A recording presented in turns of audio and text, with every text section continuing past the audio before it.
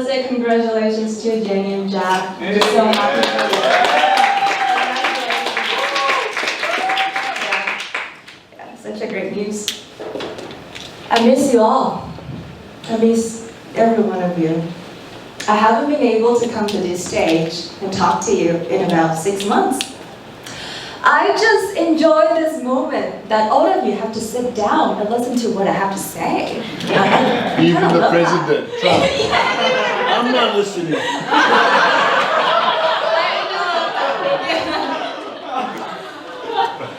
So today I just wanted to share about what happened during this time, what I've learned and what I've done.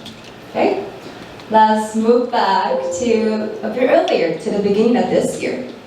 When 2020 began, I was thinking, yay, finally quitting my job, which I couldn't bear any minute of working there, and finally moving on with my new life.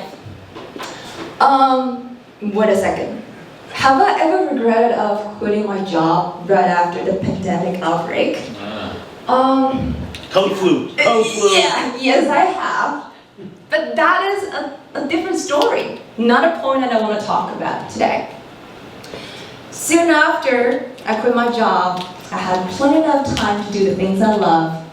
One of the things is community services. I chose 2 organizations to volunteer. First is the Endong Center, where we give free meals to those homeless people. Usually, there will be only 3 of us, cutting the veggies, preparing the meals. And then next, me, another worker, let's just call him Andy, would arrange some beautiful flowers, which are also donated by someone else. Most of the time, will be Andy talking about his school life, his family life, or just personal lives. I, on the other hand, will be just listen to whatever he has to say.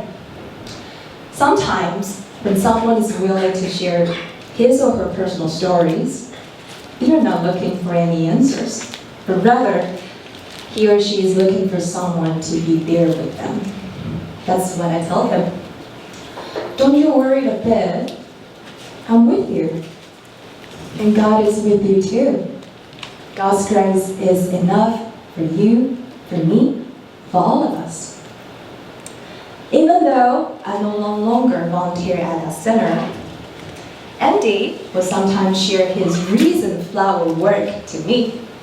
I get the sense that he wants me to compliment how beautiful those flowers are, that he has such an awesome gift of arranging those beautiful flowers. That is my first stop of learning to give by simply listening to whatever they say.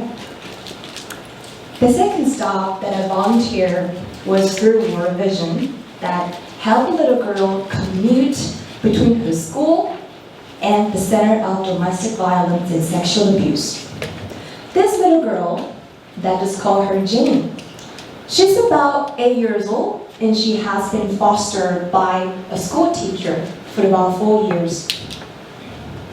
Her foster family can only take care of her for a period of time before she can be adopted permanently. This sort of situation puts a great challenge and pressure on a child's mental stability and well-being. That's why there is a social welfare program that helps children like Jane. She needs a mental health counselor to help her navigate in this chaotic life. My job was to take her from her school in Shezi, then take the bus to the center in Ximen. After her session is done, then take the bus back to her school. The entire trip is about 3 to 4 hours. Jane is a very diligent and thoughtful kid that always finishes her schoolwork on time. Well, that's what she said. She even prepares her homework on the way to the center. But sometimes, she can be very, very quiet too. Completely isolated anyone around her. I understand that. I sometimes don't want to talk to anyone, but just be by myself. But you know what? A little bit of music wouldn't hurt, right? So I would suggest that let's listening to some music, and you can choose whatever songs you like to listen before we arrive at that center. I wasn't able to say goodbye to Jane in the end, but I did send her a card to tell her that there's a Heavenly Father who loves you and cherishes you in His arms. Heavenly Father loves you, and I love you too. This is my second stop of learning to give, by simply being with them quietly. However, all of a sudden, in May, when my grandma broke her hip bone, that was another level of giving itself. Everything was put on hold. No searching for jobs, no extra activities, just nothing. There's just only one main goal, is to take care of her. It felt like the only reason that I quit my job is for this particular reason. My mom also happens to retire roughly at the same time. So both of us can take care of her when she needs us the most. I realized one thing. I spend time volunteer to go to different organizations to volunteer for someone else's needs. But when was the last time that I sit down and have some quality time with my grandma? When was the last time that I actually take care of my family? Have I ever put any effort to build our relationship? I have to admit that I simply didn't do enough. However, change itself takes a lot of time and courage, doesn't it? How do we break the relationship barrier and to become closer again? I don't know. I know I cannot rely on myself, but I know God's grace is enough for all of us. During those dark times, I will hold my grandma's hand and pray for her soon recovery. I will keep telling her that, Mom and I love you very much, Grandma, and you will get better and better. This time, let us take care of you. Giving is hard, isn't it? You can give without loving, but you can never love without giving. In the end, it all boils down to love itself. You give naturally when you love and care for someone. It's just a natural process of giving. Giving is an act of loving. Learning to give is also a process of learning to love and care for someone else's needs. Giving isn't easy, right? Because it's simply against our own interest. Why does it have to be me giving it away? Why does it have to be me to do all the work? But with God's grace and love, you'll find out that it is only through giving your life will be blessed with joy and peace. Because you simply have inherited those things you're giving away. Eventually, you become the fountain of peace itself. You become the fountain of joy itself. When you give, you'll be amazed by how much you gain, by how much you're blessed. A generous person will prosper. Whoever refreshes others will be refreshed.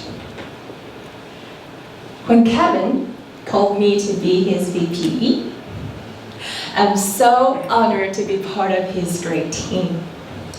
I know I haven't been around for the past few weeks, and there was even one time that Kevin has to organize the agenda, be the photographer, the vote counter, and the evaluator.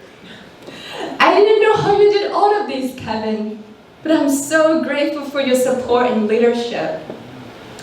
When I feel like drowning, you came in support and shared the burden with me.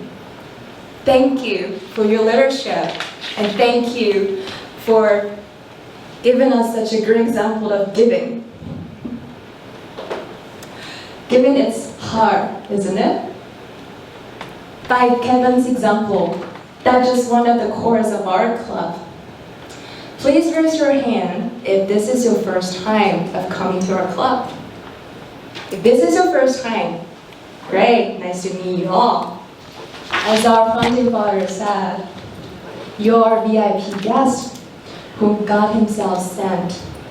Yes, I encourage you to stay around and experience our love and joy naturally feel in this place.